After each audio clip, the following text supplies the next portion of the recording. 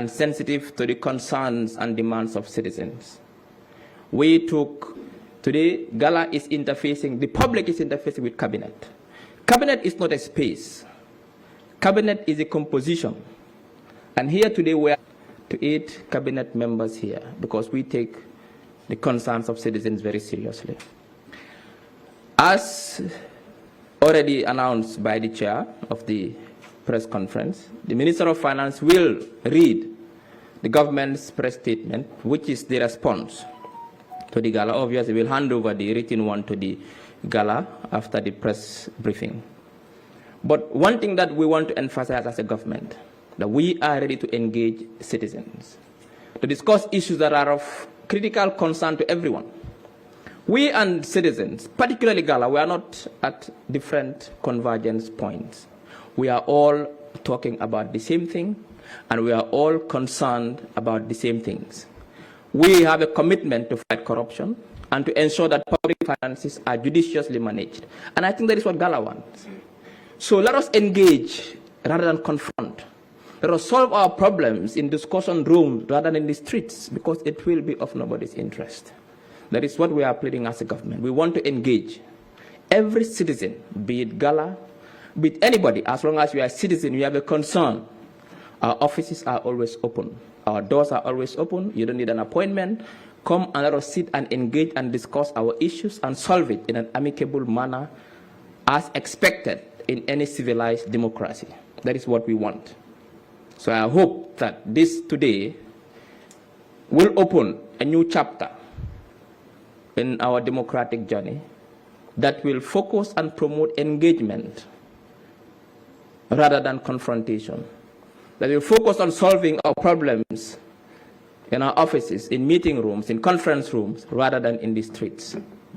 I hope that we are closing that chapter now, and now we are moving to engagement. And I give this challenge to Gala and every citizen, every youth, that government is aware of your concerns and government is ready to work with you to resolve these concerns. We've opened our doors for engagement, and I hope going forward engagement will be the appropriate action we'll take in dealing with our collective issues. On that note, I'd like to end here, and I'd like to call on the Minister of Finance and Economic Affairs to come and read government's press statement in response to the Gala petitions. Thank you.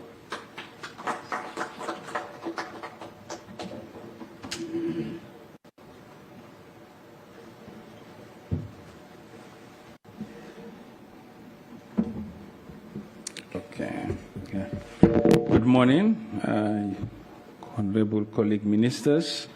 In the interest of time, I stand on existing protocols and the media fraternity, Gala members here present. Before I delve into the statement proper, I will just re-echo the statement of the Honorable Minister of Information to emphasize that this is not us versus them. It's a collective responsibility. The action that has been taken by Gala is in the furtherance of public service delivery and to enhance accountability. And your queries have been adequately attended to.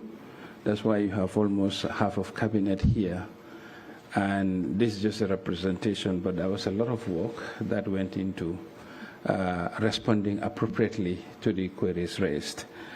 I will indulge your patience because the questions deserve commensurate response, and the statement will be a bit prolongated, but that's just for the interest of time to emphasize the amount of work went into this. And the statement is as follows. The government of the Gambia's reaction to the petition from the Gambia against looted assets relating to corruption cases, transparency and accountability in public financial management and governance reforms. We thank you for your presence and your continued interest in the country's progress towards transparency, accountability, and sound economic management. This press conference is organized on the heels of the peaceful protests staged by Gambians against looted assets on the 23rd of July 2025.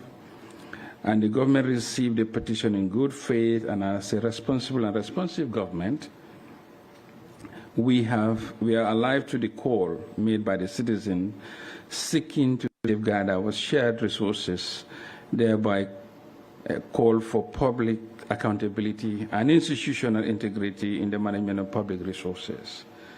The Gala movement raised 3 issues to the government, and these are: 1, implementation of the parliamentary inquiry report, recommendations on the importation and sale of petroleum products valued at $30 million. 2, general update on the progress of audit cases involving corruption and fraud. 3, the implementation of the acute kidney failure panel investigation report. General remarks: since 2017, this administration of His Excellency Adama Barrow has pursued comprehensive governance reforms across the political, legal, and economic sectors, which have been designed to consolidate democracy, fight corruption, and modernize the management of public resources. The results are visible. Our Corruption Perception Index, as published by Transparency International, score has improved from a score of 30 out of 100 in 2017, at which point our ranking was 130 globally, to a score of 38 out of 100 in 2024, the latest, with a global ranking of 96, meaning we've moved like 34 countries out of 180. This significant improvement is supported by new legislation such as Anti-Corruption Act and the Access to Information Act. The government has also pursued the introduction of a new constitution and has empowered our accountability and governance institutions, which ensures the realization of the clamor for justice and accountability in our public spaces. And also, the World Bank does conduct annual, what they call country portfolio and institutional assessment report. The report was just released July, and we have ranked 3.2. We have trailed above the sub-Saharan African average, and this is the highest rating the country has ever realized since the ranking has started. This is not just a number, but it will go on to even increase the resource envelope the government will have from not just the World Bank, but other multilateral partners like the ADB. These are there. And also another scorecard is the MCC Millennium Challenge Corporation, which has ranked Gambia, and our ranking, I think we are number 5 in Africa. These are just score points, but these can all be researched on the internet and verified from the public sources. The fellow Gambians, allow me to highlight some of the key reform agenda introduced by this administration in the public finance management. A new public finance management bill is being developed to replace the existing one to modernize budgeting, expenditure control, debt management, and fiscal reporting. The first cut of this bill has gone through Cabinet, and the comments are now being incorporated for it to be reintroduced to Cabinet for onward transmission to the National Assembly. Also, we have enacted a new State-Owned Enterprise Act in 2023 to oversee the parastatals and improve the corporate governance. The SOE Commission will also support the planned efforts to strengthen budgetary processes and supervision of the SOEs. I think we have some early wins on these commission's output. The combined losses of some of these state-owned enterprises as of 2024 was about $2 billion in losses. As of June, the combined loss has been reduced by 50% and is now $1 billion. And we are on progress to transform these SOEs. I'm sure you are aware of the sanctions being imposed on some of the agencies. Some of them means pay cuts. For some, it requires travel ban for the chief executives. And these are all reforms that are undergoing. Efforts to improve integrity and transparency of the public procurement recruitment systems have been undertaken. A new Public Procurement Act, GPPA, has been adopted and supported by a rollout of an e-procurement platform shortly to reduce corruption risks, shorten procurement cycles, and enhance competition. The Gambia Revenue Authority is also making continued efforts to strengthen the internal processes. The GRA established an internal affairs unit and has developed the mandates, standards, operating procedures, and other policy documents to support operations. The GRA continues its digitalization effort by full automation of its processes in customs using the ASCUDA wall, and efforts are underway to fully digitize the current domestic tax administration called GAMTaxNet into an integrated tax management system. I think on this one, we all see the quantum leap our revenue performance have gone through recently. And just these are numbers that can be compared easily. We have seen GRA perform phenomenally thanks to digitalization. For the first 7 months of the year, GRA has clocked 15 billion. And this can be contrasted with the total revenue collected by GRA in 2022, just 3 years ago, when the total revenue collected was 11 billion. So in a nutshell, what GRA has collected in 7 months in 2025 exceeds the total annual collection of 2022, which was 11 million.